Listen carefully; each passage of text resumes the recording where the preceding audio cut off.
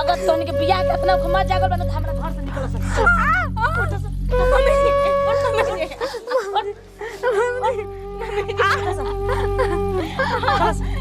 ना मम्मी जी तोन के कोनो हक नहीं के हमरा घर में रहे मम्मी जी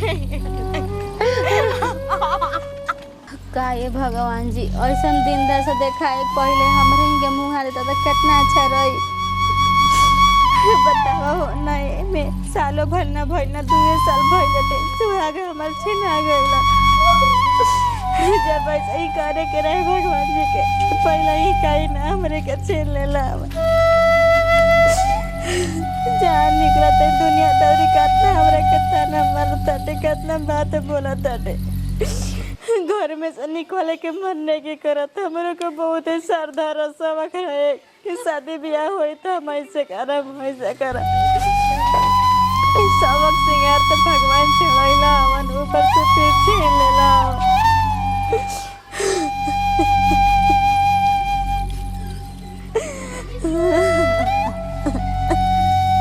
सर हो तो जी चुप है ज्यादा छोड़ दो इतने दिन के लिखा रहे भैया उठियो गलन का कहीं है पूछी जी आँखियाँ बस चला गाँव में कभी भी हटत नहीं के हर में से बुझाता ना 24 घंटा एकदम नजर के सामने रहता ना भगवान कम से कम एको गो बाल बच्चा देले रहता तो बाल बच्चा में भुलाई रहती सुना भौजी शायद भौजी जन भाई तो न भाई ये होने को कोई टल्ले बा की टाली तू हमार बात सुन हम जन कहते हैं तन कर घर के रीति रिवाज तू जानता ही बाड़ू हम तहार हमेशा पटिशन लेके लड़म ठीक तू एक काम कर अभी बाल बच्चा ते को बाड़न ना तू दोसर बियाह कल ए बुची जी रवा कैसे कहत नि रवा बियाह करला कहत नि ए और माई कहत नि हमनी के घर में ई रीति रिवाज नहीं के कि हम बेटा जब मरलन तो पता है कि दूसर बियाह शादी होकेला अब जैसे रहे के बाटे जिंदगी भर ऐसे ही रहे के बाटे तर हमरा बात कैसे मान सकत नहीं बुची जी यो बात जान ले रवरा कि रार भैया के सिवा अब ये दुनिया में केहू नहीं के समझ जाए जब हमार राजा इस धरती पर न रहला हवन तब हम केहू के अपन सुहाग मान भी नहीं कर सकत यो समझ ले रहा तो भौजी दुनिया के तो रीत बाटे रोवत अड़ुवत तो भैया लवट के अइहन ना जब निकल वाला रहतन तो हो गई हाँ बुची जी वही बात सही कहतनी कि जब आदमी रोवे लगे बिलकत रहिए तो अगर वापस लोग आ जाते तो कितना ही धरती पर लोग बाड़न कि जेकर सुहाग भाई बेटा कितना लोग के चिन्हल बड़न रोवे से अगर वापस आ जाते तो जिद्दी हो रहा तो आदमी रोवत रहित कलापत रहित तो जितने रोबू भैया के और प्राण छसनी भौजी रो मत ये खानदानी रीति रिवाज है ठीक ना भौजी ओनियो भौजी के दुख नहीं के देखल जा तब तोहरो देखल नहीं के हम का करी अब पिछले तक हम कहत हैं बात मानते ही नहीं ना बुची जी ई रवा का कहतनी अच्छा ई रवा बताई कि अगर और माई बाबूजी रव जन्म जा त हमरा के खाते भूसे था कि हमनी के दोनों के काट के गाड़ दिया हमनी के ये सब हमनी से पाप मत करवाई बुची जी तो रो मत अब वो भौजी ओने रोता केकरा केकरा के देख देखी बुची जी हमरा से ई सब कुल मत कहीं हमरा से बर्दाश्त ना होई हे भगवान कितना भौजी के समझाई बाकी समझत नहीं की जा तनी छोटकी भौजी के समझावे समझत अड़ी कि ना का भगवान कैसन रहुआ दिन दशा देखाव तानी हमारा के हमनी के एक घर में दोनों गोतनी विधवा बानी जा जेने से जाता ही जा देने से आवता ही जा गाँव टोला सब कोई कहत बाटे मरद के तो चबा गई सन अब के करा के चबैया सन का भगवान रउआ कहाँ सुतल बानी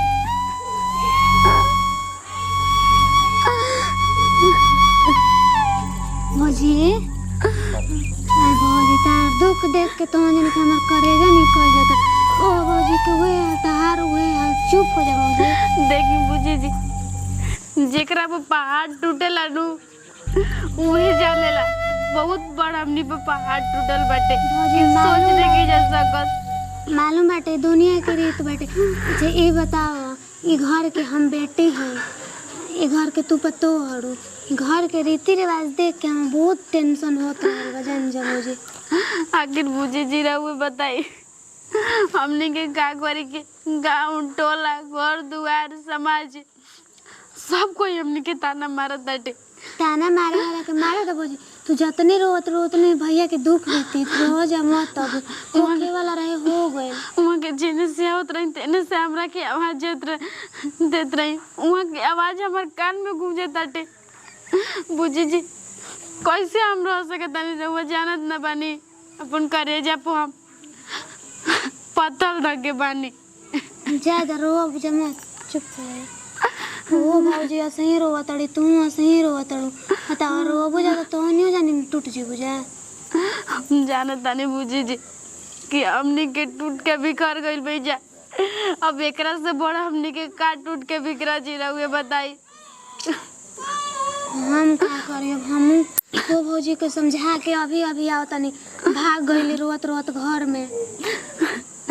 राउर माई की तो समझे के चाहिए ना कि घर में दूगो पतो वैसा उगनी के कैसे ले दे के चले के चाहिए। का करबो माई को उतने बुद्धि बाटे ओकरा नहीं के कुछ समझ में आवत हम समझता नहीं ना। आज बुझे जी रहुआ कितना दिन हमरा के समझा के हमने की समझाए के रहुआ रखो बताई बहुत दिन तरह कितना दिन समझाई हमरा से ही दिन बर्दाश्त नहीं के मन करता जाके कहनियो चुल्लू भर पानी में डूब के मर जाए। ना ना ऐसा मत करियो जाए दो भौजी चुप हो जा। हम जा तनी ई बात के घर में हम छेड़ा तनी सब कोई से चुप हो जा तू रो मत। हम जा तनी टेंशन मत कर हम बात सगरी छेड़ा तनी। हे भगवान बुझे जी तक कहे कोई नहीं पर हमारा उम्मीद नहीं कि इतना बात मम्मी जी सह सकता नहीं कहाँ मानी जी रहुआ राउर आवाज हमारे कान में गूंजता। ए जी सुना तनी का करतनी? हाँ बोला का कहतारू? कहाँ गई रही जी कब से इंतजार करते रहो? का हमारे इंतजार करत रहू? भला बताई राउर इंतजार ना करम तो की कर इंतजार करम ये बताई। खाना वाना बना देलू? बोली ना का खाई? का बनौले बाड़ू? का खाए के मन बा? का खियाई के मन बा तहरा बतावा तो। हमरा तो मन करता राजा जी खसी की मीट बनावे के। ऐसा मत बात कर कि मुंडे बन जावे के हाली। बस का कह मुंड बन तबे न हाँ। रात को बढ़िया लगे दिन में मुंड बने तबे रात का अच्छा लगे। अच्छा ई बतावा का खइबू तू बतावा ना। ए राजा जी जौन चीज रो हम खियाई नु। हां बोला तो हम खाई। तो बतावा का खइबू बताबू तबे न तहरा के हम खियाई बढ़िया चीज ह। तनी जाई ना बाजार से गन्ना के जूस ले ले ना। सब पे गोलू तो गाने के जूस पे आ गेलू अभी रती ना तरह गाने के जूस खियावले रही हो। भाग जी कारो कहीं ना तो रतिए तो सभी खालता हमनी के ना रतिए खाल जाई।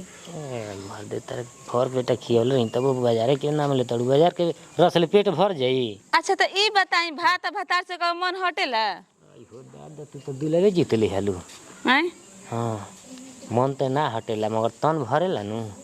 तन भरी फिर तो मन करी तेरो ना करम तो कुछ होला नु ए टाइम टेबल से।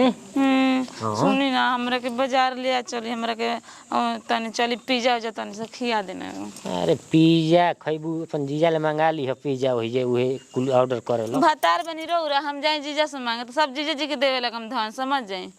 सब देबू धन जीजा जी के त हमार मन के करा भिरी जाई। तब कहे रहुआ कहते नहीं कि जीजा पिज्जा मन त हम कह देलही त तू ऐसन बात कह देबू हो। सोच ली हम इतना प्यार दी ना राती के नु अगर हम जीजा भी गोई नी तो भर पटा प्यार जीजा जी के देवे लगम फिर वो बैठ के खटिया पर ओम नमः शिवाय गिना तो हम समझ जाए। अच्छा तो कहे से पहले सोच ली का कहते नहीं। हम तो हर मोबाइल बात समझता नहीं। ई जी कहते नहीं कि राउर दोनों भाई तो डेटे कर गई नहीं जाए तो जगह जमीन सब तो हमनिए के न होई। तब के कर होई? अभी बिया हुआ ना कर दे तो जब पटिया पट्टीदार बन जाइए सन तो हमने के मिलबे ना करी कुछ आखिर ई असंभव बा बियाह शादी कइलो हनी के। बानो देखी हाँ। ऐसे 3 गो पटे हिस्सा लागी एहनी के बियाह ना होई तो हमनी के घर में खानदान से लेके परदादा दादा तक ले चलते आ गेली है। हाँ तो ये हम कहल चाहते रहे कि सब हमने के हिस्सा के बधरिया बा सब हमने खेत बधर बा नो हाँ, तो 5 बीघा बा पोखरवा पे आ फिर 2 कट्ठा जा के घर बना दिल बन जा।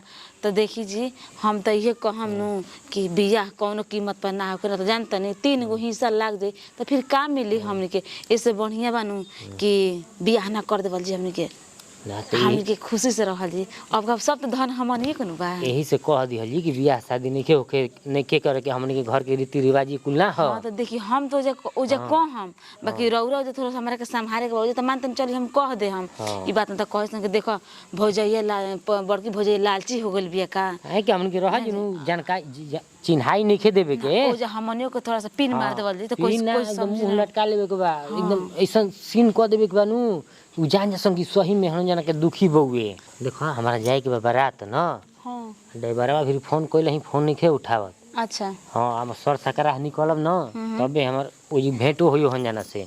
ये तो देखी जाइम न बाराती में हां तुम रात के रूम घर पर अकेले रहम रोज जल्दी से आ जाइम। अरे तू का बात कइलू हम जाई बा खाली एती मीठा पानी पियब हम चल आई कुछ देखबो ना सोना करब। हमर मन ना लग रहा बिना अगर रउआ छोड़ के जाइन तनी एक पल भी छोड़ के जाइन नु हमर दिल धक धक कर लगल है हमर राजा जी कहां गोइन ताकि न सगरे। तो हम कहाँ तारा के छोड़ के कहीं गइल बानी देखेलू कि तारा बिना बेचैन होके हम तुरंत भागल आई ना कामो छोड़ के आधे पहर ले भागल आई ना हम। सुनी ना सोना अब तो रोज आता नहीं बरियात में बाकी हम बड़ी हमें रतिया सुना सुना लगे तो कैसे कटी जी इतना देरी तक। अच्छा कटी आई तो वही घरी जौन बाद 2 कट्ठा खेत को कोड़ करके कर से कम आ देही में हमरा घर में इसमें नहीं आई हो दादा अब ये कहत ने हम बारात में ना जाए तो फिर का करम। नहीं ऐसा मत कर बदनामी नहीं सही कही कि देखो मेहरा के कहा। हाँ तो काहे अभी पेड़ पर चढ़ावत नहीं तो उतारे में टाइम लगी ना आज जब हम पेड़ पर चढ़ा दे तो उतारे में और समय लगे समझ जाए। अच्छा ये बताओ कहीं कहिए ले सोहर गवाई हो भाजी का कहत नहीं अरे दादा जो पूछी ना तब ऐसे ही हमारे मरद बानी नु कितना प्यार दुलार हमरा के दीही ना कहत ने कि कहिया से सोहर गवाई। हे भगवान ई खुशखबरी जल्दी सुना दे कि हमार पति तो एहू से ज्यादा खुश रहे। मंगल भवनाया मंगल रे दरबहु सुदशरथु अजर बिहारी राम सिया राम जय जय राम। ए मम्मी का रे का हो गइल काहे गरज के बोला तड़ो तो कैसे बोली बात पूछत तू हमरा के बोले सिखैबू मारब लपड़ा वाले नाच जेबू यही जे। ए मम्मी का ए घर में कोई मर जाला तो का कोई के बियाह ना होला।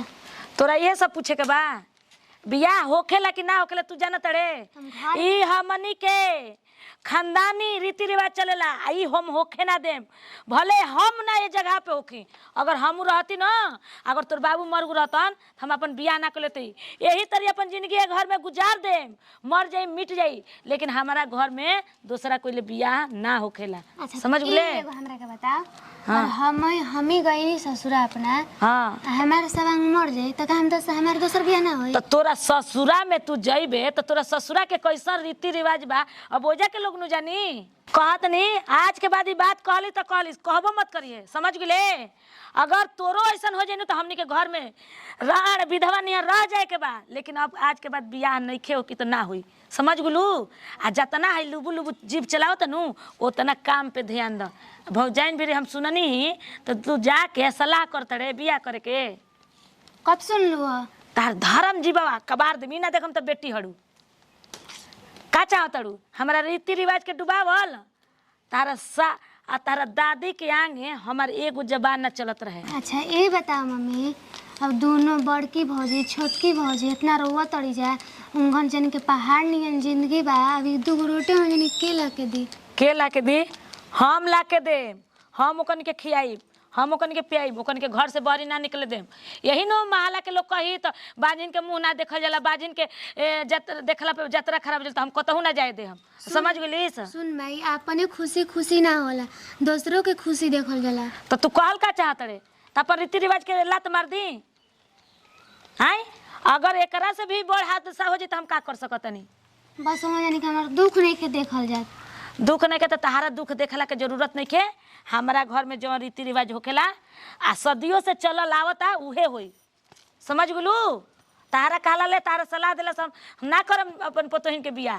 देख तोर कैची निहन जबान चलत नो, सड़ाक दे उठाई कैची काट दे, बुझाइल?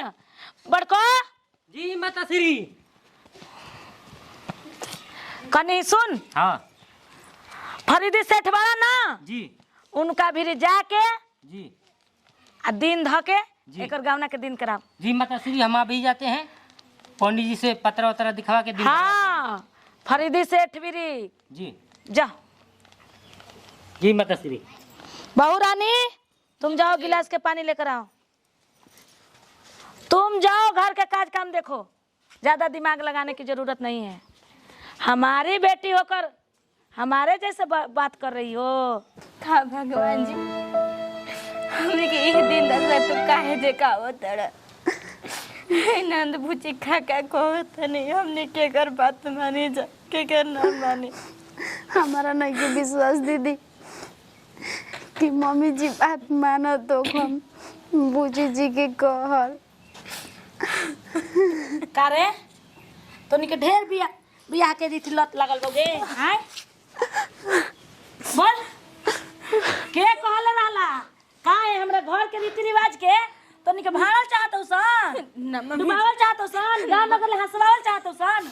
ना मम्मी जी हमने के के कहले तोनी के बियाह करे के हैं? मम्मी जी हमने के कुछ नहीं के जगह कैसे जाके बेटी हमारा सामने जोन बेटी आंख मिला के बात ना करत रहे उ जबान ले बोलत रहलिया कैसे ना ले बता हमने कैसे कुछ नहीं के जगह कहले हैं? मम्मी जी हमने सुना सन कान खोल के, अगर तोनी के बियाह के इतना मत जागल बनो तो हमरा घर से निकल सन।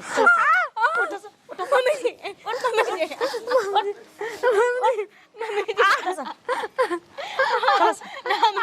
जी ना मम्मी जी तो हनी के कोनो हक नहीं के हमरा घर में रहे के जो। मम्मी जी